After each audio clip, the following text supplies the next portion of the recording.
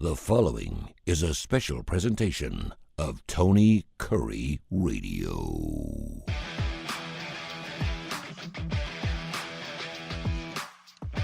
Welcome back to our weekly show called Keefer and Kurre. It's because he's Skip Keefer, I'm Tony Kurre, and we couldn't think of a better name, Keefer and Kurre. We do a lot of things together, of course. We have our TV show called Starting the Lineup, which, of course, is going to be on the Saturday mornings. You are live in Las Vegas, and by listening to your last show, which runs congruently, by the way, on Tony Kurre Radio, Need to Know, which is a 30, 35-minute show. You talk about whatever you want.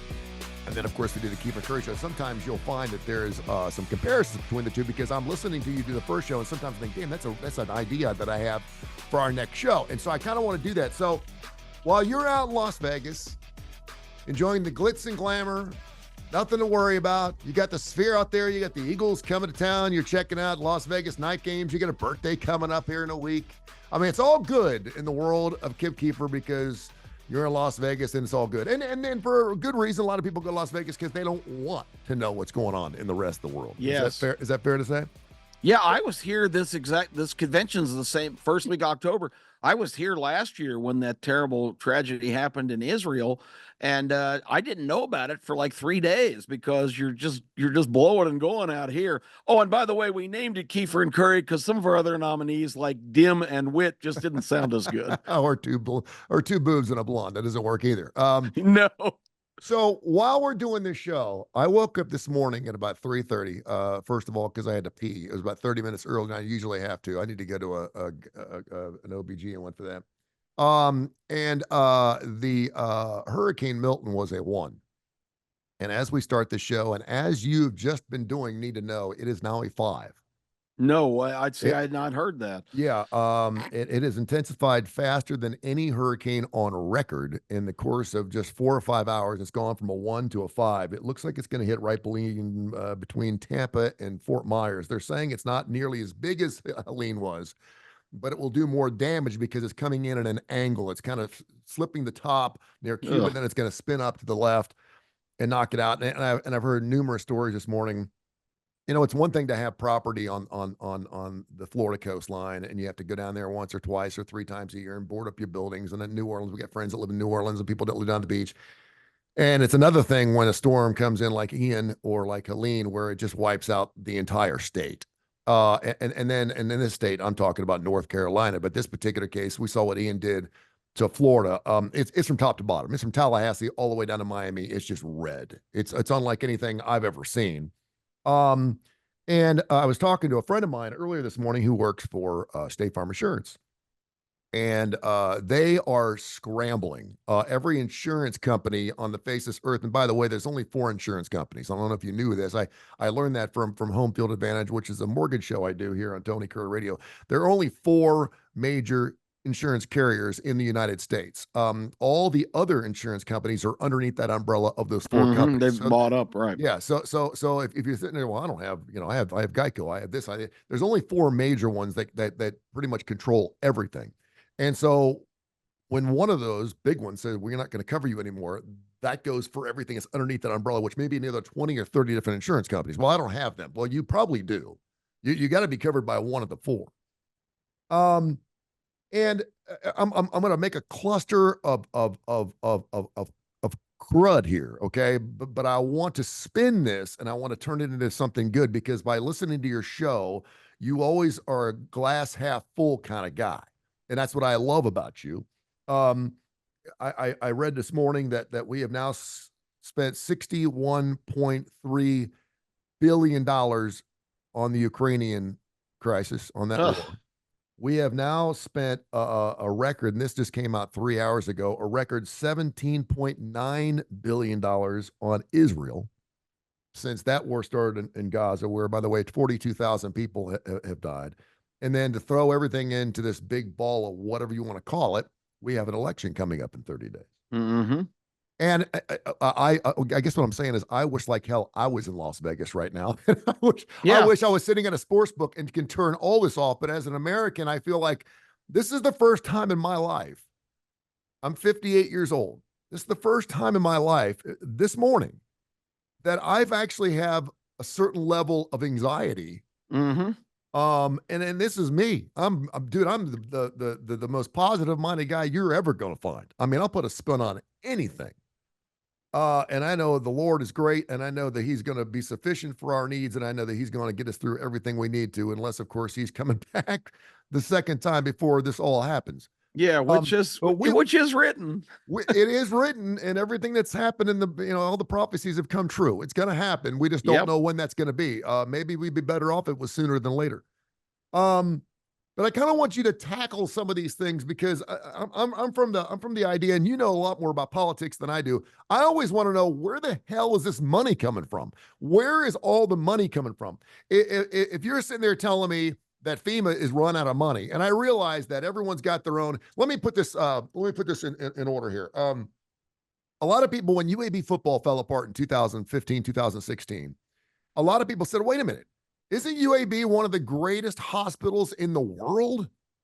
Don't they make billions and billions and billions of dollars at UAB? Don't they make more money than the University of Alabama, which they're under their umbrella? And I'm like, yeah, they do. And people don't understand. They're like, well, why can't we move some of that money and save the football program? Because for the same reason, you can't take money from the football program and try to save the volleyball program. You have to have your individual budgets, okay? It's not to say you can't redo the budgets at the end of the year, but just because you have a large pot of money and you have something that's being just absolutely bludgeoning you in budget-wise and it's losing money doesn't mean you need to pour a lot more money into it unless it works. And so people are going, gosh, it's $61.3 billion. Hell, we could have stroked a check to everybody down in the state of Florida and helped them through this hurricane. I get absolutely. That. And sometimes I wonder, what the hell are we doing? Why aren't we doing that? And then when you realize, what our immigration situation is, and it's not just Florida, it certainly goes all the way along the coast, all the way to Texas, and how many people are down there that we've let into the country illegally. It's for the first time though, and I want you to kind of talk me through. I want you to hold my hands. You can hold both my hands if you want. I'm here for you, Tony. And kind of walk me through, because I'm feeling a little anxious this morning. Like I started getting the sweats. I thought it was my medication at first, but it's not.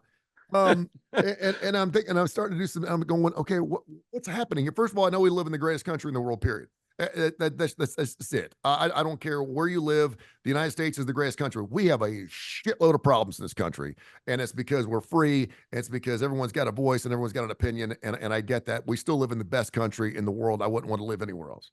But it does scare me because it feels like we're just running out. It's like we got too many things on the fire right now. What are your thoughts on all that stuff? I know I throw a lot at you, but the thing is, you're in the richest city in the world outside Dubai. You're in a city that's probably got more cash flow than any other city in the world, and we got a money problem. Yeah. It's amazing phenomenon. And my first response to you is, if you go back, the guys that said, we've had enough of this being pushed around in England, in France, in Germany, back in the 1700s, you had a massive flow of people come to this country with the idea of, I'm getting the hell out of here, because and you have to adjust of course, the whole calculus with the times. They didn't face the problems in terms of weapons of mass destruction and the terrifying things that you think about now, but their lives were being inhibited by the people ruling them, which mostly were monarchies.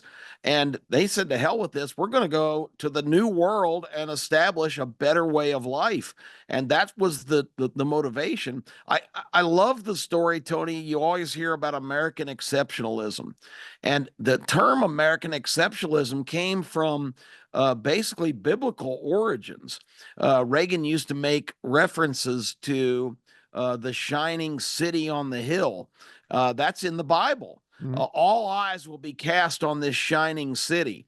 And these people came mainly fueled by religious fervor And on the way over to this country, a guy named John Winthrop, which a university is named after him, in North Carolina, Winthrop University.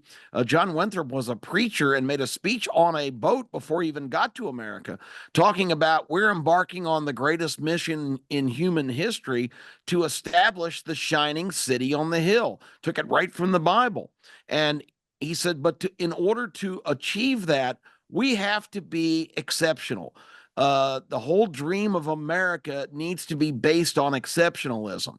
It needs to be rooted in the fact that we're going to be the most virtuous, most driven, most devout, most dedicated people to the principles of liberty and freedom possible. And that's where people misunderstand. Even Donald Trump, running for president, was asked about American exceptionalism last time. He said, well, I can see where that term is offensive to people. I'm sure if you live in Thailand, you were believing that Thailand's exceptional. If you live, but that's not what it means. It doesn't mean we're better than you. It doesn't mean we're great. It means we have a huge bar to live up to as a country and a society to be exceptional, so we can be the shining city on the hill.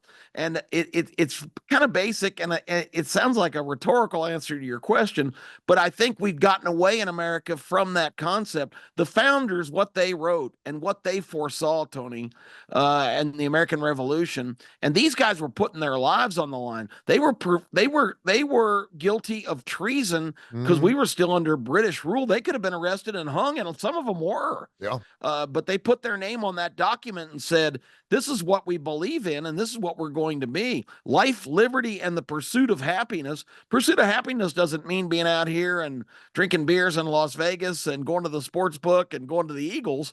That's all happy moments. But pursuit of happiness means to be the most virtuous, dedicated people that we can possibly be. And that, according to the forefathers, is the way to achieve satisfaction and happiness.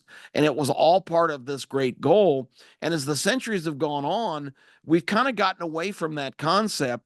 The biggest fear the founding fathers had was to have a massive, all-controlling government form in this country. That's what they ran away from. That's what they bolted the course for, to create something different.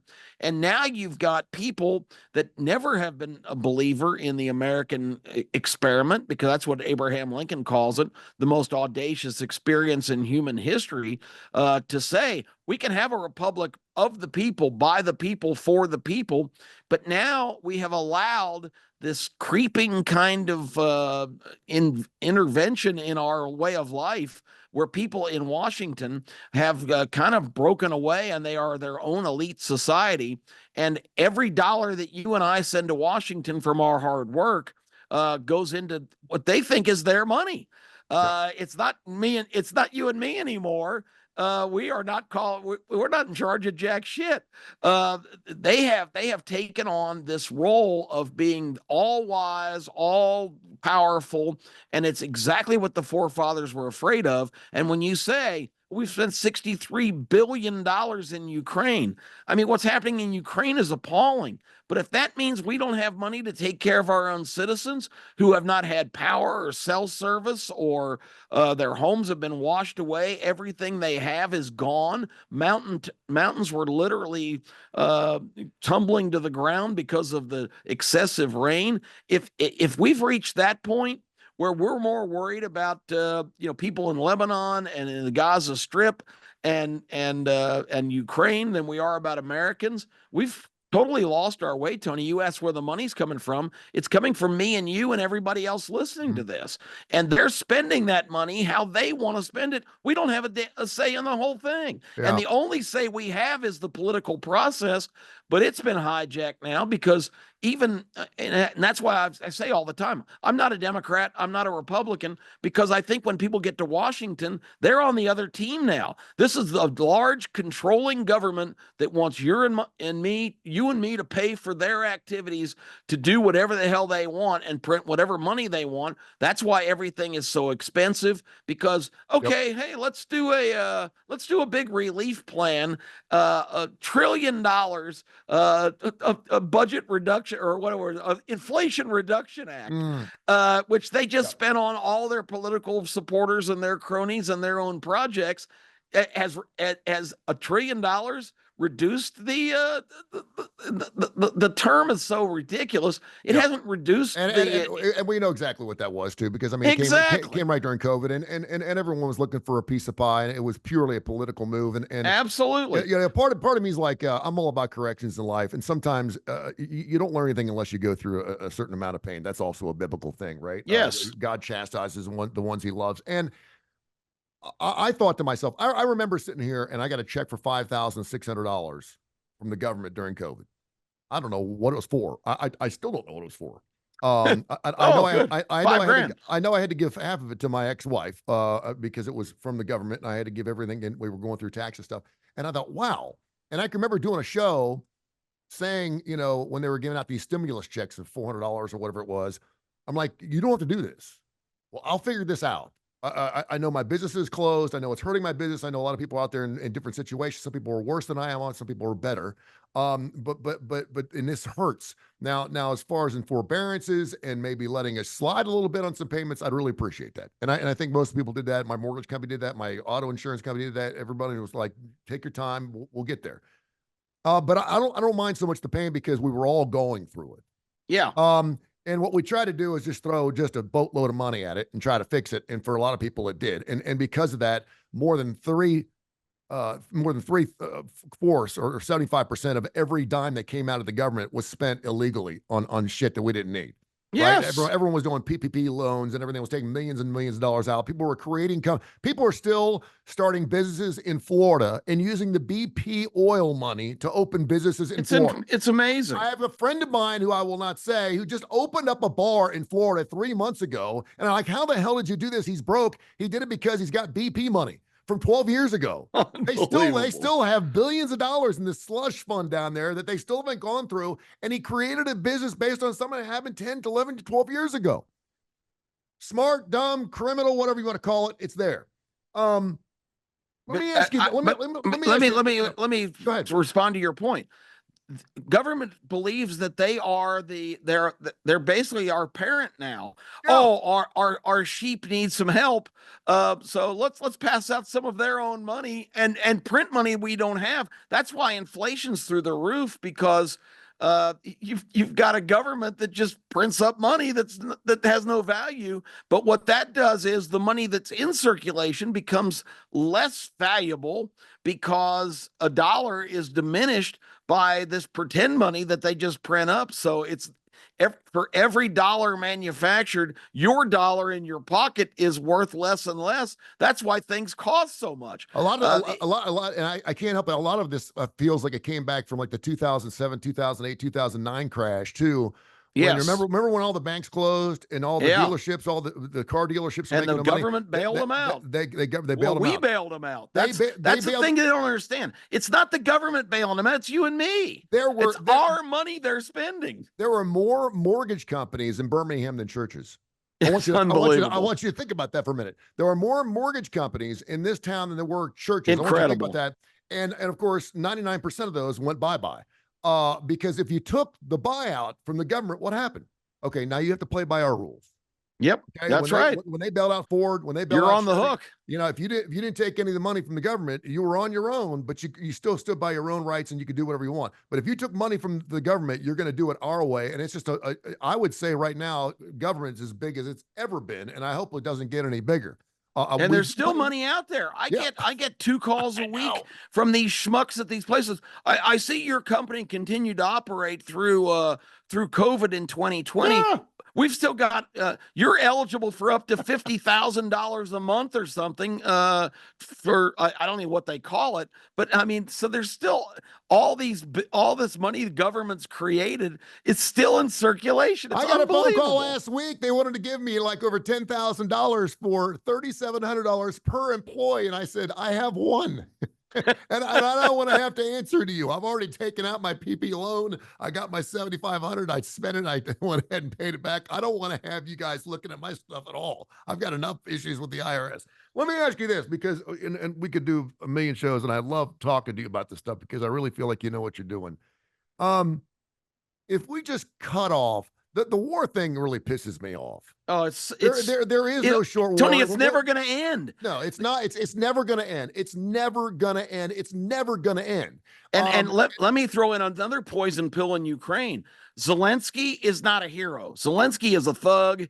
He's the president of Ukraine. They say this is a democracy. It's not a democracy. No. The first thing he did was jail the guy he beat for president when he became president. No. I mean, this guy and Ukraine is probably the most corrupt country on earth. And these guys, half the money we're sending them are going into people's pockets, not for the people of Ukraine. This whole idea of Biden saying, well, I'm going to send you $800 million worth of missiles, but you're not allowed to shoot them into Russia. I mean, this is ridiculous. This is fucking war. Okay, this is war, and there are no rules. There are no rules. Absolutely not. Some people talk about genocide. They talk about rules of war. They talk about laws of war.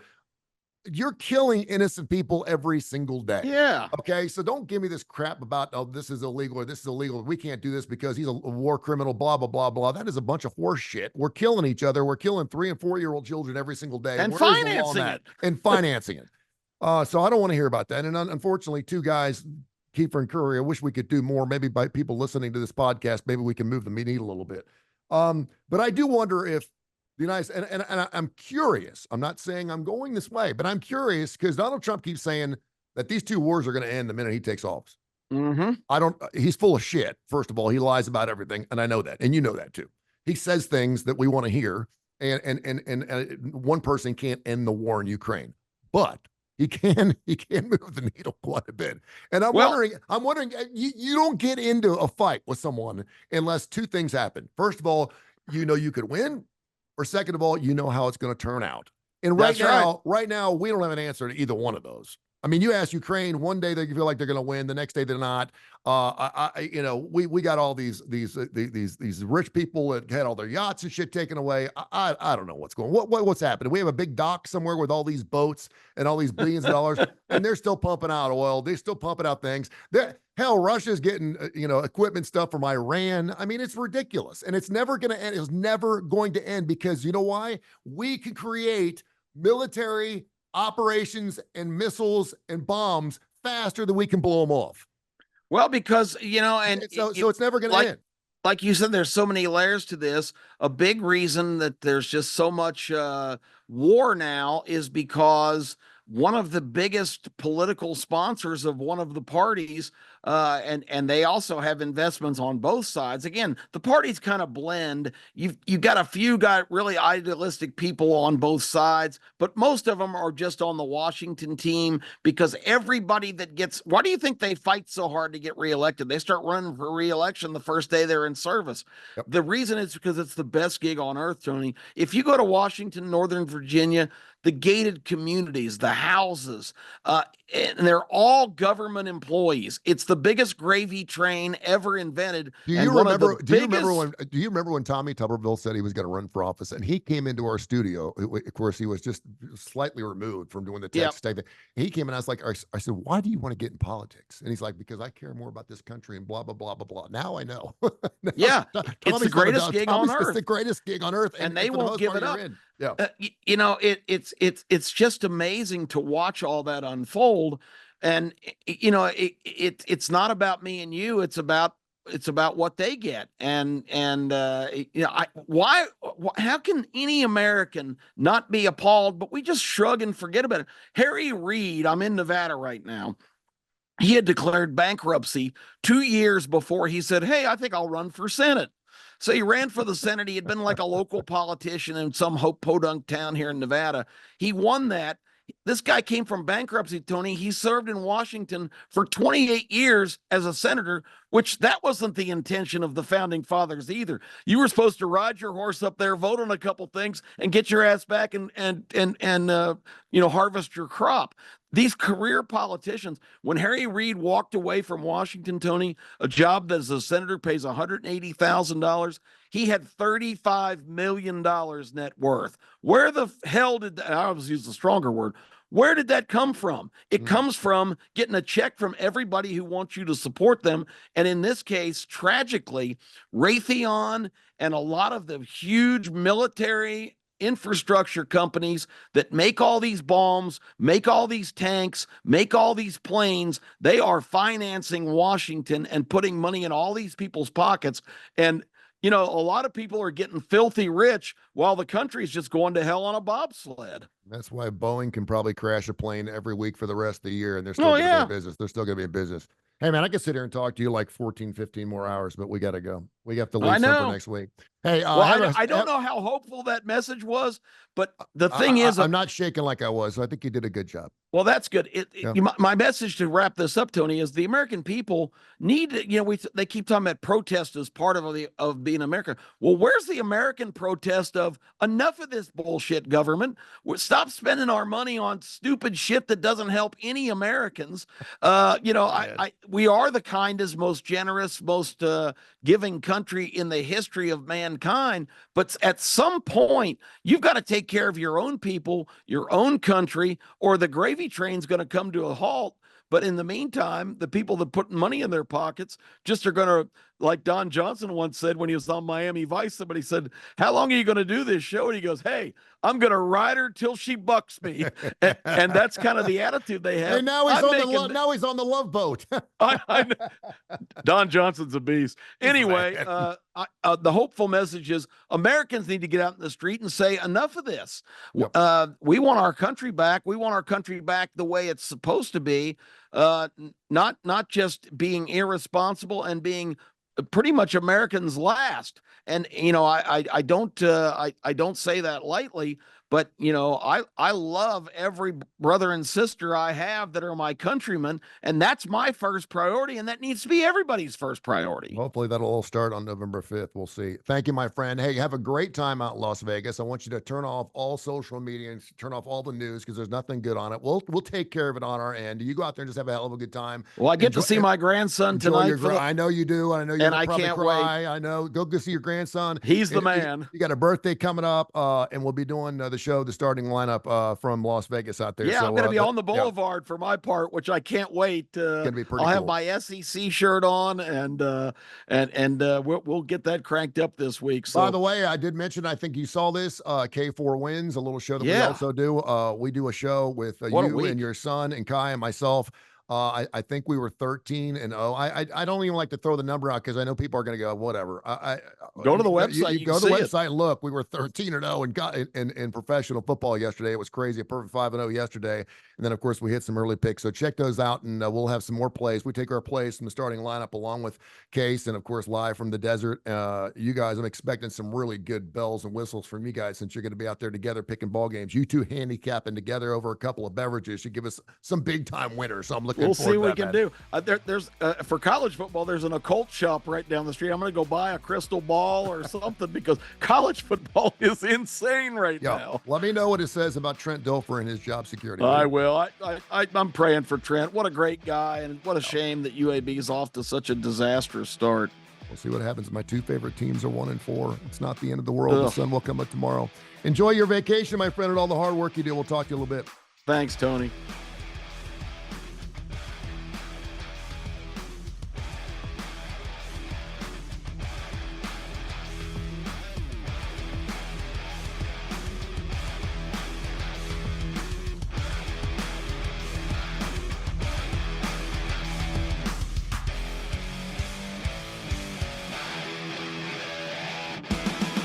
This has been a special presentation of Tony Curry Radio.